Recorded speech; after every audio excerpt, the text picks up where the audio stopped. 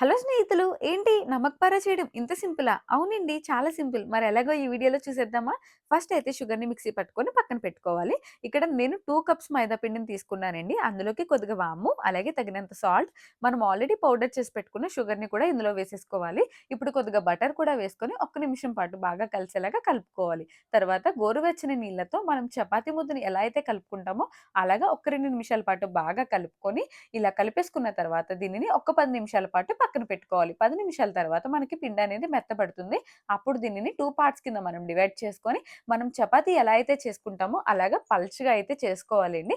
అసలు దలసరనేది ఉండకూడదు. ఇలా పల్చగా చేసుకొని, మనం పిజ్జా కట్టర్‌తో గాని, లేదంటే నైఫ్‌తో గాని ఇలా డైమండ్ షేప్‌లో కట్ చేసుకొని, ఆయిల్ మీడియంలో ఉన్నప్పుడే వీటిని ఫ్రై చేసుకున్నామంటే చక్కగా క్రిస్పీగా అలాగే మనకి మంచి కలర్‌లో ఇవి రెడీ అయిపోతాయి. చూసారు కదా! నమక్ పారా అనేది మనకి రెడీ అయిపోయింది. మరి ఈ వీడియో నచ్చినట్లయితే లైక్ చేయండి, షేర్ చేయండి, సబ్స్క్రైబ్ కూడా చేయండి. బై స్నేహి